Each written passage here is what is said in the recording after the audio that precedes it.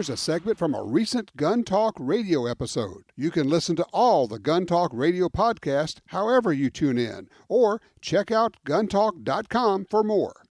This one's out of, where the heck is this story? Wisconsin. Now we know, been shown many times, that ammunition poses no threat in a fire, right? Loose ammo or ammo in boxes. And fire goes, burns and ammo burns and, the primer goes off or the powder goes, just basically nothing happens. But we've always known this was a possibility. In this case, a firefighter got shot because loaded ammo in a gun went off. Now, if you have a round in the chamber, then yeah, it's contained and the bullet's going to go right out the barrel the way it would if you pulled the trigger.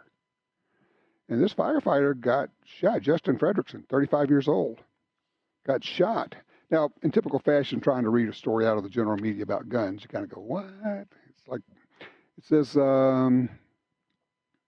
apparently a loaded .38 caliber pistol. So we don't know if that's a .38 revolver or maybe a .380, or it even could be a 9mm, which is also a .38.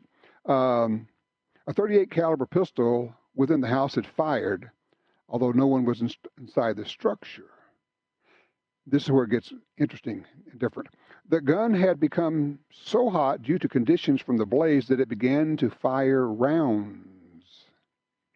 There were 4 or 5 rounds that were fired.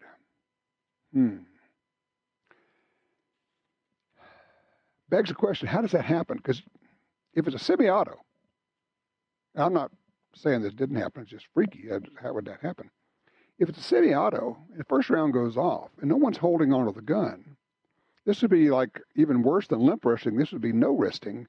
The slide would go back, but also the whole pistol would move rearward, and without any resistance holding onto the grip, you would think that it would not cycle, it would not load a fresh round from the magazine and then fire and go bang, bang, bang, bang, bang. It may be, thinking about this now, what they're reporting, I don't know if a lot of these bullets went fired out.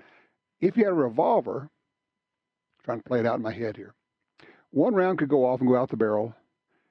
The other rounds could certainly go off in the cylinder, but not through the barrel. And whether they would go anywhere is another issue. Possibly.